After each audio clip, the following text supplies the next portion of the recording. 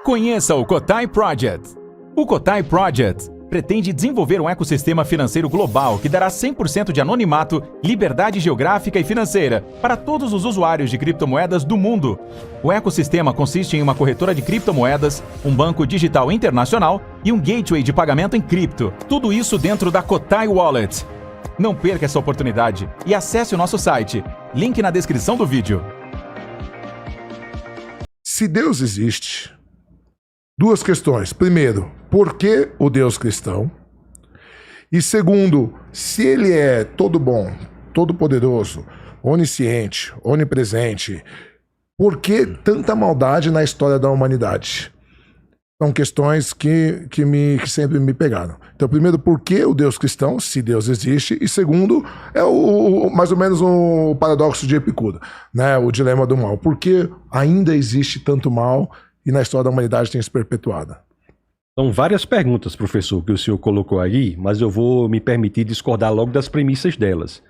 No que diz respeito ao ateísmo não ter uma visão de mundo específica, não ser um comprometimento específico, eu discordo disso. Acho que o ateísmo é sim um comprometimento muito sério com o materialismo. Comprometimento muito sério com, por exemplo, a origem da vida por acaso, a origem do universo por acaso, uma não existência de uma fonte objetiva de moralidade. O ateísmo é uma visão de mundo. Eu não creio que uma pessoa possa não ter uma visão de mundo. A questão não é se ela tem ou não tem, é qual a visão de mundo que ela tem. E o ateísmo é uma visão de mundo que traz várias consequências específicas. No que o senhor falou em relação à moralidade, eu jamais diria que o ateu não pode agir moralmente. Pode sim. Há ateus, inclusive, que agem de forma muito mais moral do que muitos cristãos. O que eu acho que o ateu não tem, é aqui que está o argumento, é a base objetiva do porquê ele age moralmente. Não há base objetiva ou fonte objetiva da moralidade. Embora ele possa, mesmo sem crer nessa fonte, que é Deus, agir moralmente. No que diz respeito à pergunta sobre o porquê que há tanto mal no mundo, é porque Deus nos deu o livre-arbítrio. Nós somos pessoas que podemos decidir livremente. E decidindo livremente, podemos acertar ou errar, fazer o justo ou injusto, certo ou errado. Imagine se nós não tivéssemos a possibilidade do erro. Esse seria um mundo moralmente inferior. Um mundo em que a ética seria robótica.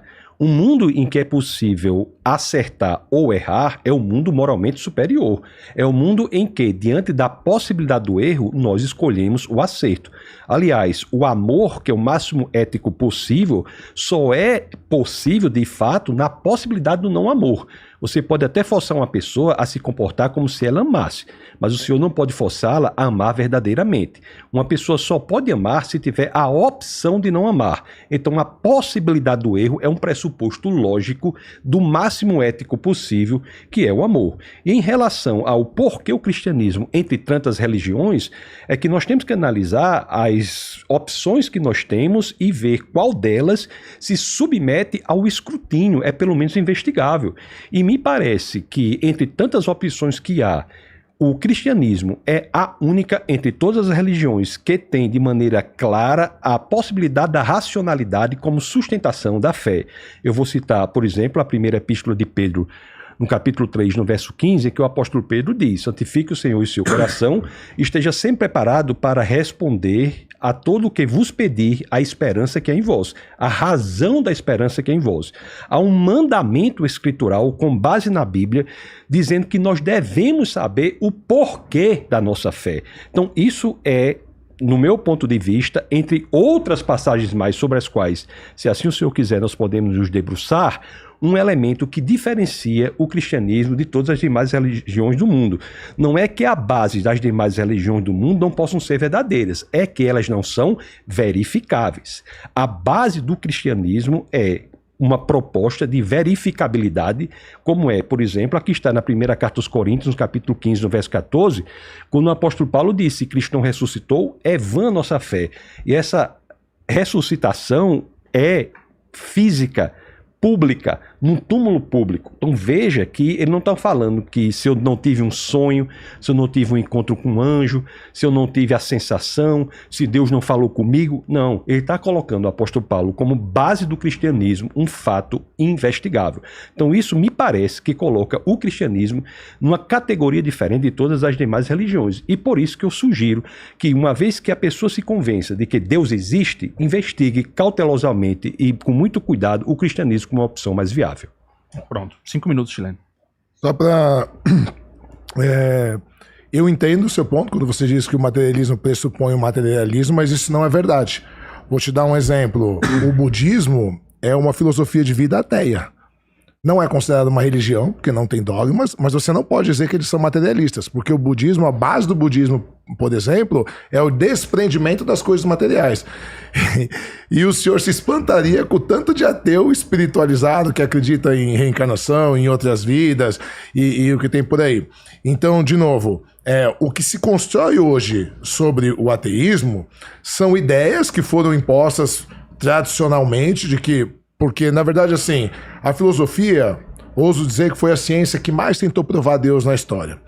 Essa linha ateísta da filosofia, ela começa em 1800 e pouco com um filósofo chamado Ludwig Feuerbach, que escreveu um livro, A Essência do Cristianismo. E ele diz, nós criamos Deus à nossa imagem e semelhança para ser o suprassumo de tudo que gostaríamos de ser e não somos.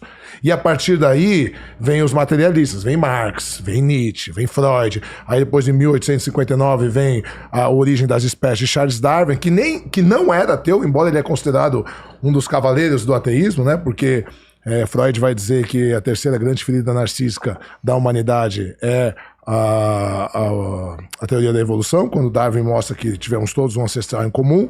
Então, na verdade, não é certo falar que o ateísmo pressupõe um materialismo. Muitos ateus são materialistas, mas muitos também não são. Haja visto o caso do budismo, que acredita no karma, né? Então eles não acreditam num Deus único criador, que o karma você vai vidas e vidas. Aí eu não sou especialista em budismo, mas as pessoas vão entender o que eu estou falando. Já com relação à ética, para mim é o contrário, né? E aí o professor Savino vai poder falar melhor do que eu, né, com análise bíblica. Se você usar a Bíblia e os pressupostos bíblicos como valores de ética e moral hoje, tem uma grande chance de você ir preso, né? Porque é muito dúbio o que a Bíblia prega por ética e moral. E se a própria Bíblia diz que para Deus um dia é como 1000 anos e que Deus não muda, já que ele é perfeito e ele é onisciente e onipresente, a ética tem se apresentado muito diferente nos milhares de anos que a Bíblia, desde que ela tem sido escrita até que ela tem sido apresentada hoje. E outro fator que me incomoda muito também como prova de ética e como prova do cristianismo é a gente absolutamente não ter nenhuma prova de que esses escritos são verdadeiros, né? A gente tem só cópias das cópias das cópias, e também não tem materialmente, não estou falando que não podem ser verdadeiros, tá? O pessoal não entende, o pessoal fala assim, ele não acredita no Jesus histórico. Hora nenhuma eu falei isso. Eu falo que não existe nenhuma prova material, né? Como outros personagens não tiveram, mas a gente tem provas materiais e provas de coisas que aconteceram, inclusive de passagens bíblicas milhares de anos antes de Jesus, como é o caso da destruição do templo, do exílio babilônico, por exemplo, e a gente não tem prova nenhuma material nem da existência de Jesus, nem dos apóstolos. E todos os textos, os evangelhos, são textos anônimos que foram atribuídos aos escritores posteriormente. Então, para mim, não se sustenta essa ideia de que o cristianismo ele é provável e também que o materialismo, que o ateísmo necessariamente leva ao materialismo, embora existam muitos ateus materialistas. Perfeito. 5 minutos, Tassos. De fato, há ateísmos que não são materialistas, embora, pense eu, o materialismo é a expressão mais genuína do ateísmo. O budismo é uma expressão espiritualista do ateísmo e bastante curiosa, por exemplo, né? Aliás, como você pode ter um elemento espiritualista quando não há Deus? Então, a existência de elementos espiritualistas sem Deus. Não estou criticando, estou concordando. Sim. Existem ateísmos que não são materialistas, o que quis dizer que o ateísmo não é a ausência de visão de mundo. Contra isso que eu construí o argumento. O ateísmo é uma visão de mundo que pode ser, em regra, materialista, mas pode ser também budista. O que não há é, como foi colocado, o ateísmo como simplesmente uma predisposição contrária a uma visão de mundo, seja lá qual for. O ateísmo pressupõe um comprometimento, sim, com premissas da visão de mundo, conclusões que podemos tirar, posicionamentos específicos. É uma visão de mundo como outra qualquer, embora haja subdivisões do ateísmo. Em relação às escrituras, independentemente do que se diga das escrituras, e nós podemos falar da questão das cópias, se quiser, mas independentemente disso, não é o tema específico do nosso debate. O tema específico do nosso debate é se Deus existe ou não. Então tem muitos argumentos para a existência de Deus. Argumento cosmológico, argumento da vida, argumento do ajuste fino do universo, ajuste fino da vida, argumento da moralidade, que já nós o tangenciamos, argumento ontológico. Nós podemos falar sobre esses argumentos, sobre a existência ou não de Deus. A confiabilidade das escrituras é um argumento para que é importante no seu tempo. É que acabou. Desculpa, só eu sei que não é só para pontuar. Tá. É que eu esqueci de falar que assim me causa estranheza a veracidade do Deus cristão, sendo que a gente não consegue ter essa confiabilidade 100% da Bíblia. Acho que isso que ficou faltando, por isso que pareceu que tá um argumento meio solto. É que assim, já que a Bíblia pretende ser a palavra de Deus e a verdade para todos, por que ela não é uma coisa realmente tangenciável, provável, claramente? A gente precisa ter tanto trabalho para ficar justificando, entende? Esse é um problema de teologia, não de existência de Deus. Esse é um problema de entender quem Deus é, não um problema de entender se Deus existe ou não. Se Deus existe, ele se revelou ou não? Isso é uma pergunta. E se ele se revelou, foi por onde? É outra pergunta. E se foi pelas Escrituras, por que essas questões e como entender Deus? Aquele que faz esses questionamentos já tem a assunção da existência de Deus. Está tentando entender quem Deus é ou se Deus se revelou ou não por meio das Escrituras. Ou teve, né? E não tem mais. Se Deus é uma causa atemporal, ele não se submete ao tempo e, portanto, não deixa de existir. Depende da nossa definição de Deus, que nós podemos conversar sobre essa definição de Deus. Mas uma consequência lógica da atemporalidade da causa do universo é que ele não pode vir a deixar de existir.